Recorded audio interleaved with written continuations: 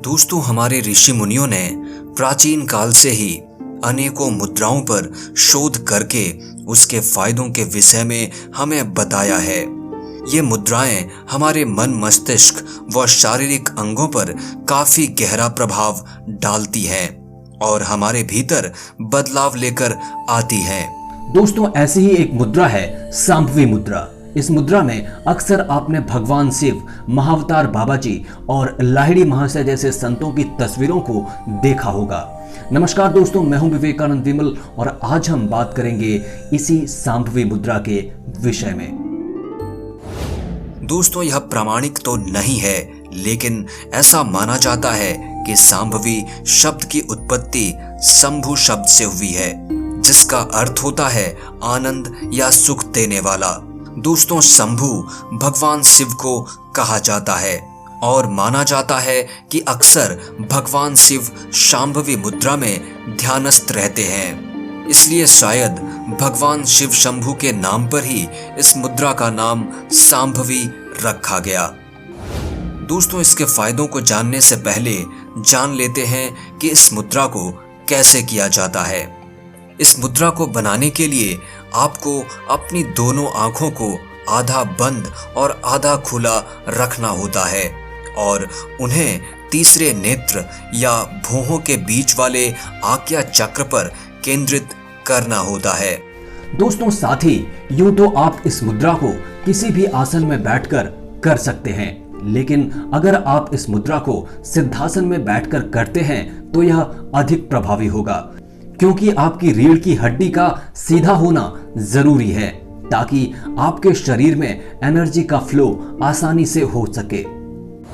दोस्तों, अब हम बात करते हैं इसके फायदों के विषय में। इस मुद्रा का सबसे बड़ा फायदा यह होता है कि जैसे ही कोई व्यक्ति इस मुद्रा में बैठता है, उसका मन तुरंत ही शांत हो जाता है। उसके मन में चलते विचार एकदम रुक जाते हैं और एनर्जी का फ्लो थर्ड आई की तरफ बहने लग जाता है।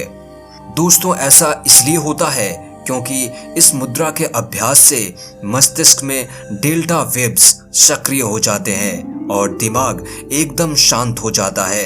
कई बार कुछ लोगों को इस मुद्रा में बैठते ही चक्कर सा महसूस होता है, क्योंकि जब विचार ही नहीं बचते हैं तो उसके भीतर एक खालीपन सा हो जाता है और माइंड को समझ नहीं आता कि अब क्या करना है। इसका दूसरा फायदा यह है कि यह आपके माइंड को इमोशनल स्टेबिलिटी प्रदान करता है। दोस्तों, यह आपके मस्तिष्क की नसों को आराम करने और मन को सचेत अवस्था में रखने में मदद करता है। जब मस्तिष्क की नसें शिथिल होती हैं तो यह नकारात्मकता को दिमाग से दूर रखने में मदद करता है और आपका जोवियल मूड बनाए रखता है। इसका अगला फायदा यह है कि ऐसा माना जाता है कि थर्ड आई को एक्टिवेट करने के लिए यह सबसे अच्छी मुद्रा है। जी हाँ दोस्तों, जैसे जैसे आप इस मुद्रा का अभ्यास करते जाते हो, आपकी थर्ड आई धीरे धीरे एक्टिवेट होने लगती है, जिससे साधक की लाइफ बदलने लगती है। उसे कुछ विजन्स भी आ सकते हैं या वह और भी अधिक क्रिएटिव होता जाता है। कई बार तो लोगों को कुछ अलौकिक शक्तियां, जैसे दूसरे के मन की बातें जानना, अपने भविष्य को देख पाना इत्यादि जैसी शक्तियां भी मिल जाती हैं। दोस्तों, महाअवतार बाबा जी, लाहिड़ी महाशय, योगानंद जी इत्यादि अनेकों संतों ने ऐसी ही मुद्राओं के जरिए जीवन का भवसागर पार कर लिया और आत्मज्ञान की प्राप्ति तक पहुंच गए। इसलिए दोस्तों, यह मुद्रा अपने आप में एक चमत्कारिक और रहस्यमय मुद्रा है।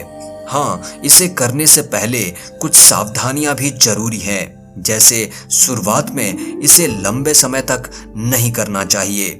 धीरे धीरे समय के साथ साथ इसका वक्त लंबा किया जा सकता है। दोस्तों, उम्मीद है आपको यह वीडियो पसंद आई होगी।